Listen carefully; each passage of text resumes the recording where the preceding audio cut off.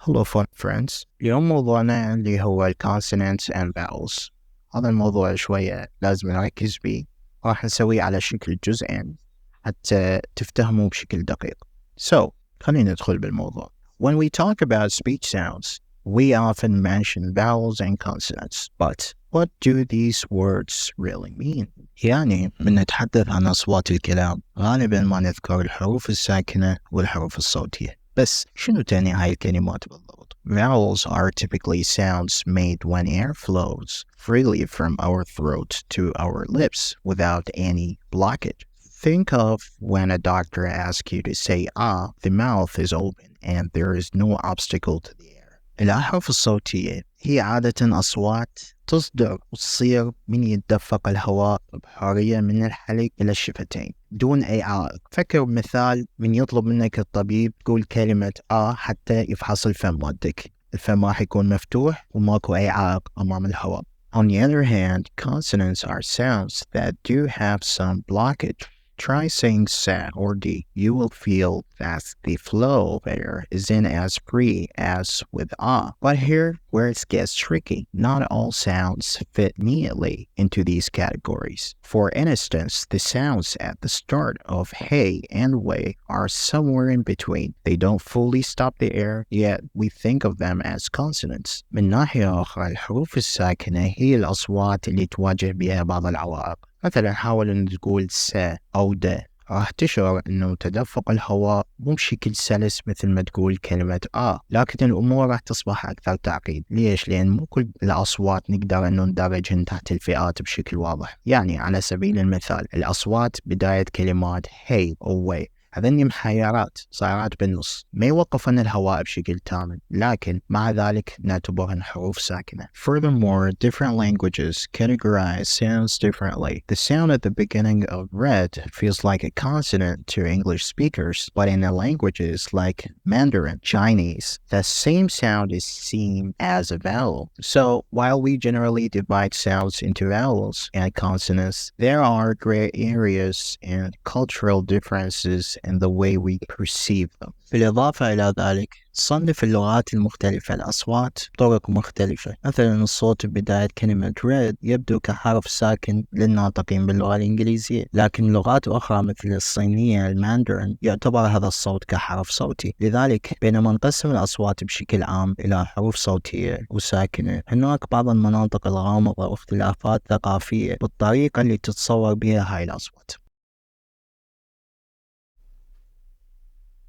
Saying that the distinction between vowels and consonants is based on how they're produced might lead to some confusion. There will always be sounds that are hard to classify, and that's okay. However, another method is to differentiate these sounds is by looking at how they appear in words. يعني التفريق بين الحروف الصوتية والساكنة يعتمد على كيفية إنتاجها، وهذا الشيء ممكن يؤدي إلى بعض الإرباك. لأنها حتكون دائما أكو أصوات صعبة التصنيف ما ندري إن هي صوتية أو ساكنة، وهذا الأمر طبيعي. لكن أكو طريقة أخرى حتى نفرق بين هاي الأصوات هي بالنظر إلى كيفية ظهورها بالكلمات. For example, take English words starting with the sound ha. After ha, you mostly find sounds we consider vowels like a in hen. It's rare to see typical consonant sounds come right after, except maybe the ya sound in huge. على سبيل المثال ناخذ الكلمات الإنجليزية اللي تبدي بصوت الح، بعد هذا الصوت نشوف بالغالب أصوات نعتبرها حروف صوتية مثل كلمة hen، ومن النادر أن نشوف أصوات نعتبرها حروف ساكنة تأتي مباشرة بعدها ما عدا ربما صوت الياء كلمة huge.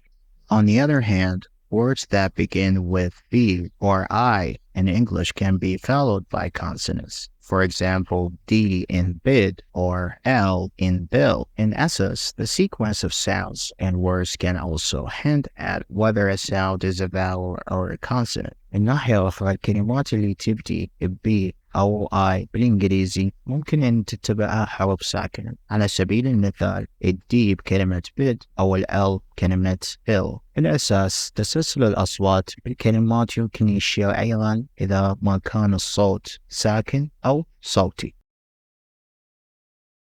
Instead of focusing on how vowels and consonants are made, we can also look at where they appear in words. This method involves observing the positions and patterns of specific sounds, known as studying their distribution. This is a key part of phonology, the study of sounds. يعني باختصار، بدل من أن نركز على كيفية تكوين الحروف الصوتية والساكنة، يمكننا أيضا النظر إلى أماكن ظهورها بالكلمات. يعني تتضمن هذه الطريقة مراقبة للمواقع وأنماط مال أصوات معينة، وهي ما يعرف دراسة distribution أو التوزيع لهذه الأصوات. وهذا الشيء جزء أساسي من الفونولوجيا أو الفونولوجي، وهي دراسة الأصوات. For example, in English, the sounds that comes after B or BI are typically consonants and rarely vowels. By observing patterns like this, we see that sounds in English words cluster into two groups, vowels and consonants. على سبيل المثال، بالإنجليزي الأصوات اللي تأتي بعد B